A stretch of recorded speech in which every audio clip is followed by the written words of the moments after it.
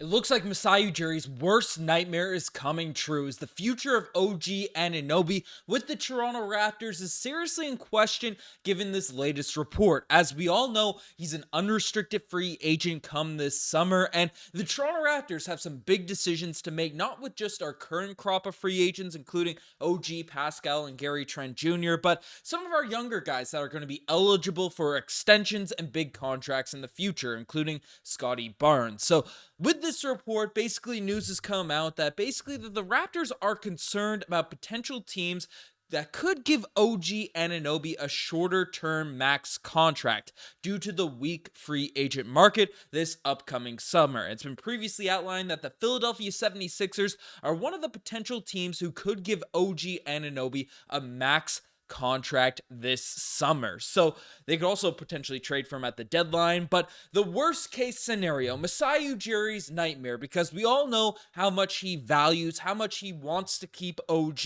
We talked about in last night's vid. They wouldn't trade him for KD. They wouldn't trade him for Damian Lillard. They wouldn't trade him in any of these rumored packages we've heard going back over the past couple of years. And now OG could potentially leave for nothing in free agency because the Toronto Raptors have a big decision to make. As the team, basically executives believe the Raptors are willing to pay Pascal Siakam, they'll keep him. And the same goes likely for OG Anunoby as well. But if we're talking max money, if we're talking max dollars, due to the fact that this year's free agent class, especially for bigger wings players that play OG Anunoby's position, is weak, the poor timing of this could lead to a desperate team, another NBA squad, particularly even the Sixers, who aren't necessarily desperate, but have that sort of opening in cap space next summer. They could go out and just pull away OG Anunoby if it doesn't make sense cap-wise. And we saw this sort of play out last off-season, with Fred VanVleet being a free agent. Masai Ujiri refused to trade him at the trade deadline, wasn't happy with the offers, and was apparently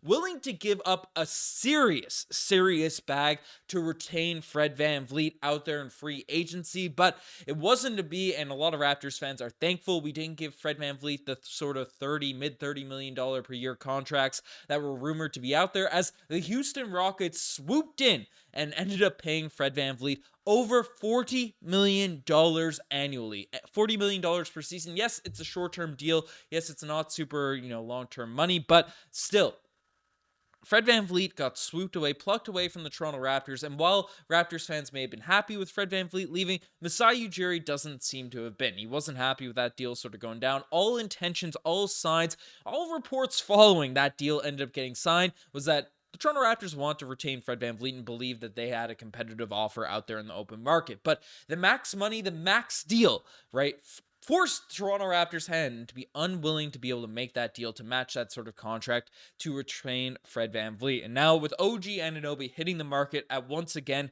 an unideal time for the Toronto Raptors, we might see the same scenario play out. Unless the Raptors are willing to sort of give up that 4-year, $182 million contract, I think the eligibility depends on the cap raise and all these types of things, but the number I saw for what OG Anunoby is eligible for come next summer is roughly in that $45.5 million per year annual range. So if we're talking that type of money for OG, and yes, he's one of the Raptors' top guys. Yes, he's one of the best defenders in the entire NBA, but looking at his stats objectively, I mean, OG Anunoby, who's still young, 26 years old, only averaging 15 points per game, 4 rebounds, 2 assists, 47% from the field, 41% from behind the three-point line, which is great to see. The free throws being at under 60% is fairly interesting here at this point, but his minutes have been down a bit. His shot attempts have been down a little bit at this point. So I don't know. OG Anunoby, he hasn't taken that jump to be a star player for the Toronto Raptors, but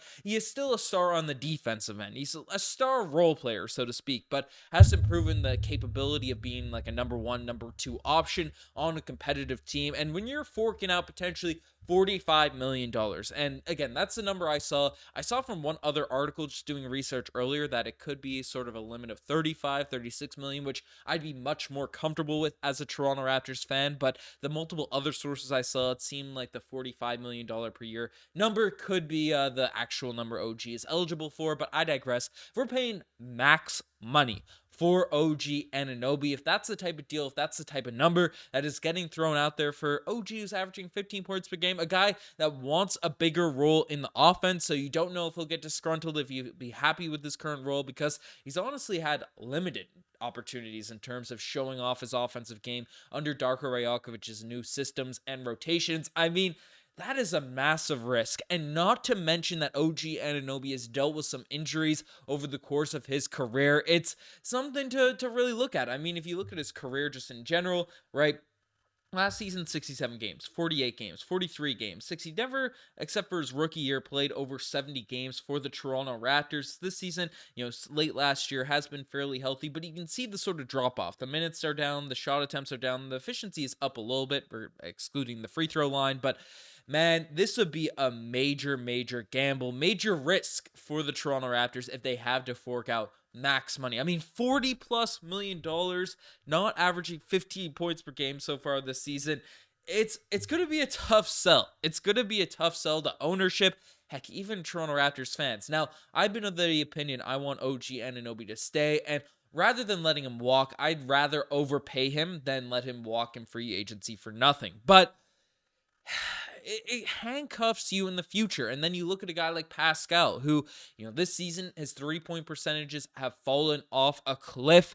Offensively, that's a huge negative for this Raptors squad, but it's still our top scorer, still a guy that can finish in the rim, finish in the paint. The midi is still looking solid, and a solid defender himself. I mean, giving all that money to OG Anunoby essentially guarantees that Pascal Siakam is going to walk for nothing there in the offseason, or we have to make a trade ahead of this year's trade deadline. So that's a big decision.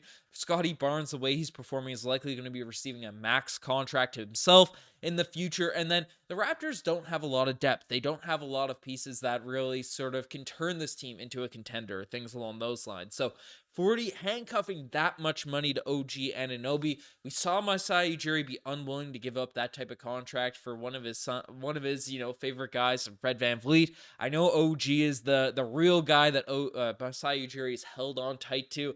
Not letting him go no matter what the trade packages has been offered out there really is.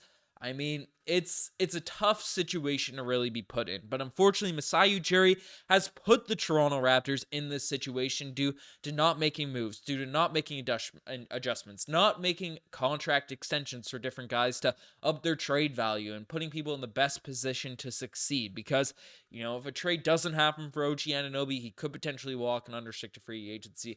I don't know. He's not going to sign an extension as current deal because we know he's at least making $30+ million per year. Now, there's serious concerns that even the Sixers, that is making this much more of a nightmare scenario. If it could have been any other team, it would still make me sick to my stomach if OG Anunoby left for nothing. But if he went to the Sixers, Nick Nurse down there and probably unlocking him with Joel Embiid, Tyrese Maxey taking the jump, that would be devastating. That would be just devastating for my fandom of the NBA. But let me know what you guys think about this potentially going down. Would you give OG Anunoby the max, or should the Raptors look to move him ahead of the trade deadline, no matter how good he's been playing? And the Toronto Raptors not really being the upper echelon, the upper tier, the upper class in the Eastern Conference. But you guys listening as far, subscribe to the channel if you guys haven't already. Anyways, I'm signing out. Cheers.